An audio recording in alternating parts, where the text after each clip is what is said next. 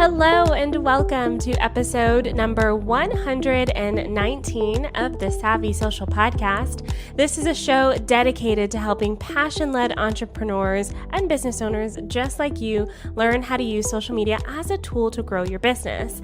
My name is Andrea Jones, and I am fiercely committed to helping you understand both the how and the why of social media marketing so that you can create connection, build community, and make your difference in the world. Now, this show is brought to you by Fan Booster by Traject, which is the world's most complete social media management tool, and it's my tool of choice when it comes to things like managing, scheduling, and especially reporting on social media. Try them out for yourself for free by clicking the link in my show notes.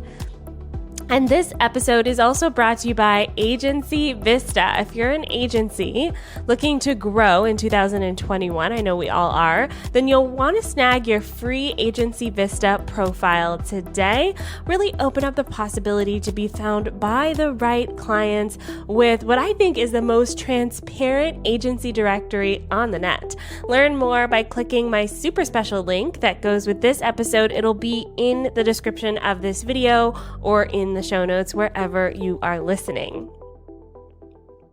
On the show today, we're talking all about social media for local business. This is a question that I get a lot, which is, how, as a local business, can we promote our offers on social media? How do we stand out amongst all of the things that are going on social media? How do we add variety so that we're not just selling all the time? What do our audience members even want to see on social media? How do we get more people in our local area to follow us on social media and engage with our content? Well, today we're going to dive into a lot of these questions, and it's important to kind of look at this now because of the state of business right now, where this episode is coming out in October of 2020. We are still in the global pandemic, still going. If you're listening to this in real time, we also have the US election coming up. And then there's this giant question mark over 2021. Well, one thing that's become very clear during this pandemic is that digital marketing is more powerful now than it ever was. At the beginning of this year, in one of my predictions episodes, I talked about how more people were probably going to move to offline connection. However, I could not have predicted a pandemic. And what I'm seeing now is more and more people are using social media and this digital space for connection. One other thing we've also noticed with our audience members, our clients, our customers, is that because we've all been through these massive changes because of the pandemic, we're more willing to be flexible. So if a new business is trying something new, like a delivery service, people are willing to give it a shot. If you are starting up some new advertisements or a mailing list, people are willing to give it a shot because we are in this mode of change and being flexible. So with that being said, I want to talk about 3 things you want to know as you go into creating your strategy for local business, keeping in mind that this is your opportunity to change. This is your opportunity to grow and to improve, because we as a people are looking for that. We're looking to our local businesses to become leaders in this space. And we all are spending so much time online that if we can't find the information we're looking for, we're going to look elsewhere. So as a local business, now's the time to get online. Now, the first thing you want to know as you're heading into building out your strategy as a local business is you want to know what you stand for. And inside of the Savvy Social School, we call this our 3 W's. And the 3 W's are: what do you sell? Who is it for? And why does it matter? What do you sell? Who is it for? And why does it matter? And these 3 W's become the core of what you talk about on social media. So you need to basically figure out what's different for you. One of my clients calls this the so what question. Ask yourself, so what? Why would people care? So let's say, for instance, you're a local bakery. Why would your customers come to your shop versus getting their bread at the grocery store? What's your so what? Or let's say you are an accountant. Why would small businesses want to hire you versus like an H&R Block, right? What's your so what? And really have that understood as you go into your marketing. I recently did an entire custom-built strategy for a local butcher shop. And their so what is that they have all of these awards, but they also have the best quality meat, the freshest meat, and they really care about their customers. It's not the same experience as going into the grocery store. Yes, it's an extra stop, but people who are foodies, especially now when eating out has been really limited, we can't go to restaurants like we could previous to the pandemic. So foodies want to have that high quality restaurant quality meal at home. What do? They go to their local butcher shop. That's a so what. So figure out your core differentiator. What makes you stand out from all of the other local businesses? All right, so the first thing you want to know is who you are. The second thing that you want to know is you want to know how to connect with your current followers, fans, the people who are connected with you. You want to really learn how to speak their language and be that person that they turn to. So when you have that so what, your 3 W's, when you understand that, then we're going to apply them to what you're actually sharing as your status on social media. So on your Facebook page, on your Instagram account, on Twitter, wherever you're hanging out. And as you create this content, I want you to think about your customer. What are they looking for you to say? What do they want from you? That's what you're going to post.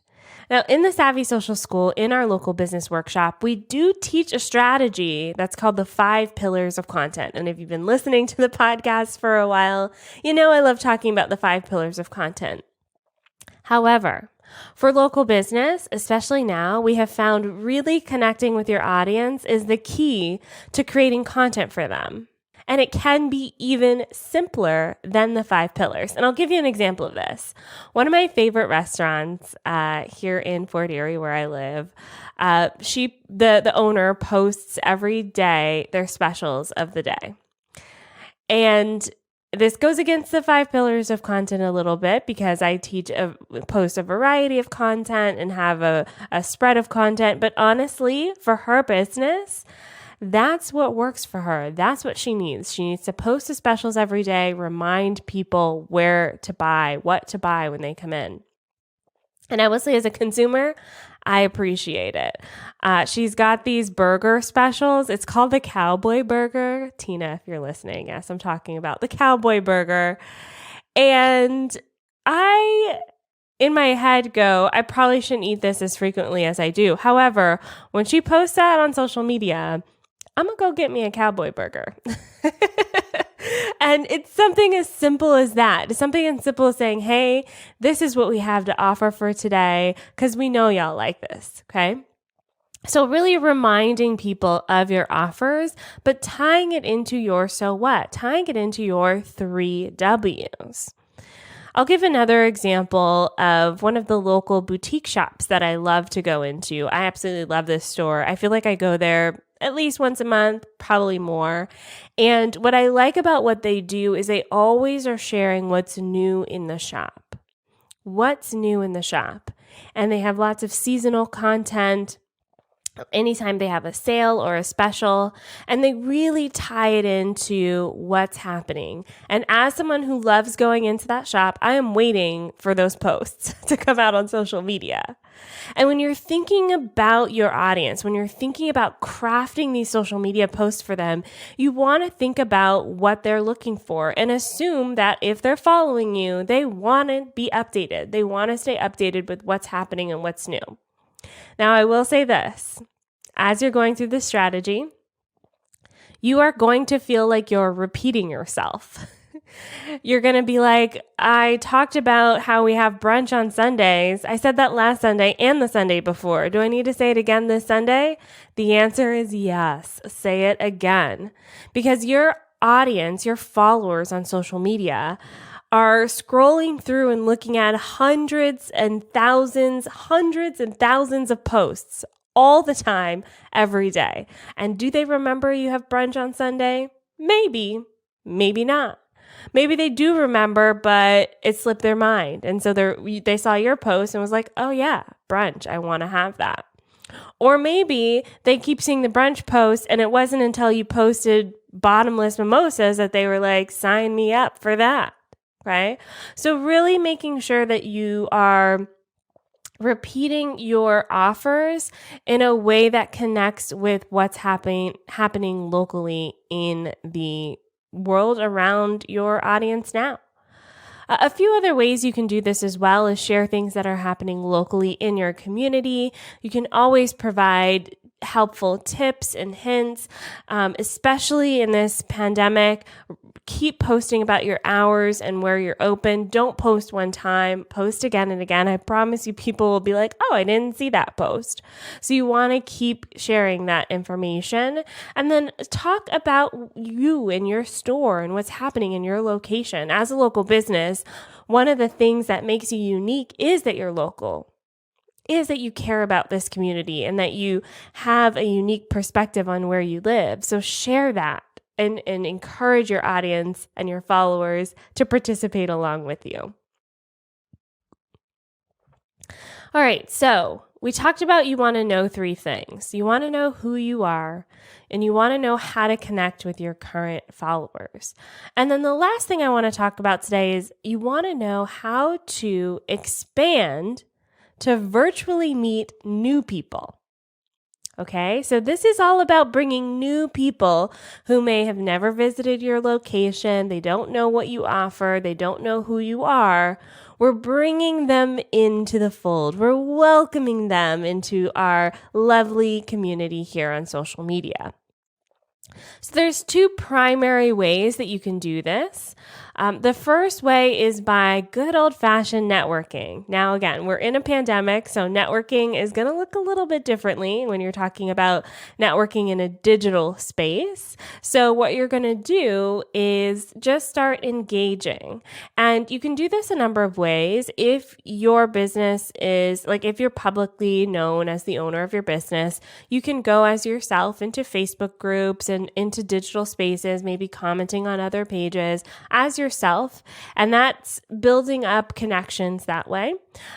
Or you can do this as your page. And now with Facebook, you can join Facebook groups as a Facebook page, so you don't need to use your personal profile.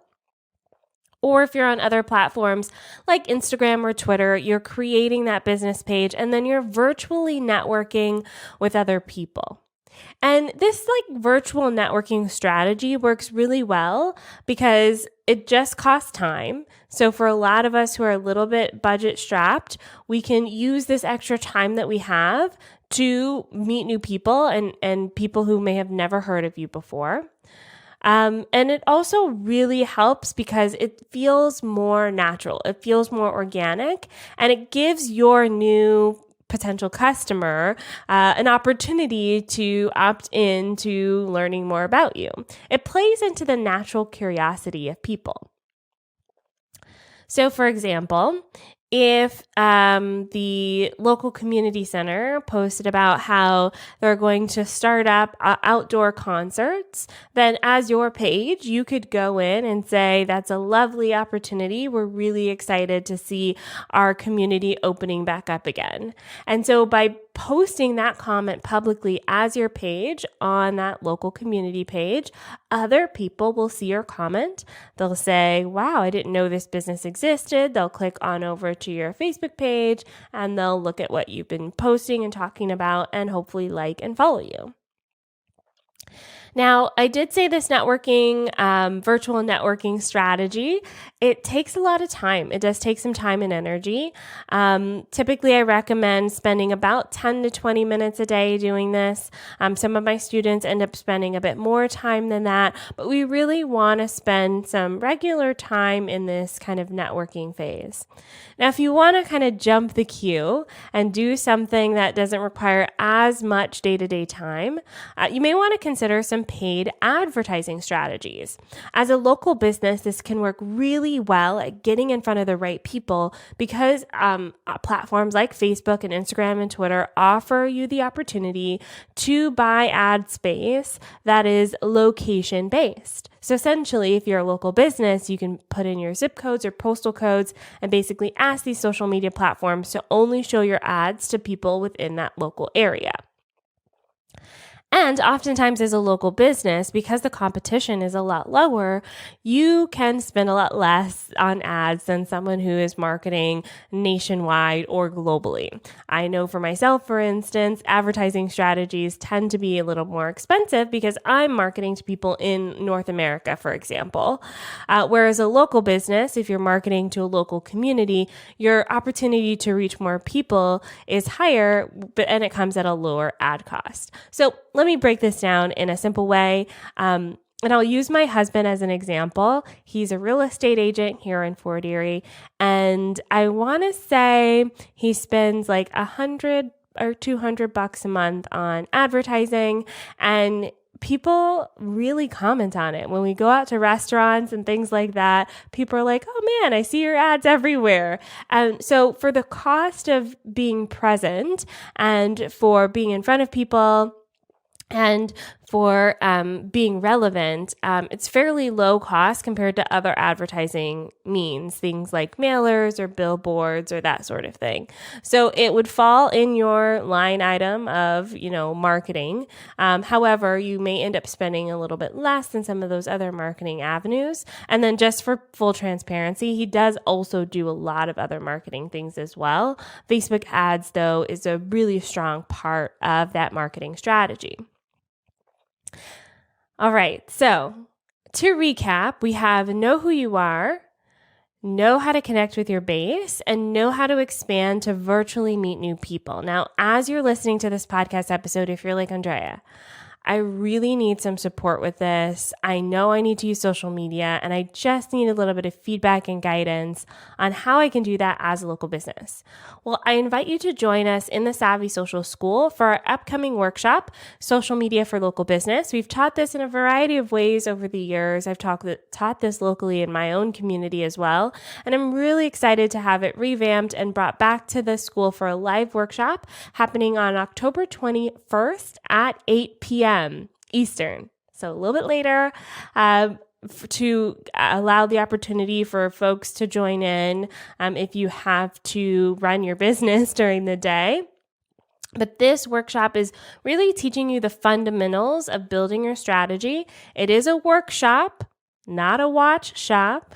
So we're going to be working together on building your strategy, covering things like your sales funnel, how to convert viewers into in-store visitors. And I'll also share some real-life examples of what I'm seeing happening and working really well with local business. This is a coaching call as well. It's on Zoom, so you'll have the opportunity to ask your questions and get answers and feedback in real time. So join us in the Savvy Social School for that workshop, October 21st at 8 p.m. Go to SavvySocialSchool.com to see everything that's included in the school coming up. Thank you so much for listening to this episode. I hope those of you who are local businesses found it very helpful. And even if you're a virtual assistant or a social media manager for a local business, I hope this helped bring some context into how you can approach building out a strategy, especially during the pandemic. Please make sure to subscribe to the show, rate, comment, review. Can we still rate things? I don't know. I keep saying that like old school YouTube. Comment, leave a review, share with a friend. I really appreciate all of the support that we've gotten this year on the podcast. Really proud to say that we are still in the top 100 of the marketing podcasts in the US and Canada, and now in the UK as well. Thank you so much for listening. Up next for episode 120, I am so excited because I get to sit down with one of my friends, Maggie Patterson, and we're going to talk about being disruptive. And Maggie has been crushing it on social media, and I've been following along, and then I was like, you have to come on the podcast to talk about this. So stay tuned because next week we're going to talk all about that with Maggie Patterson. But that's all for this week. I'll see you guys then. Bye for now.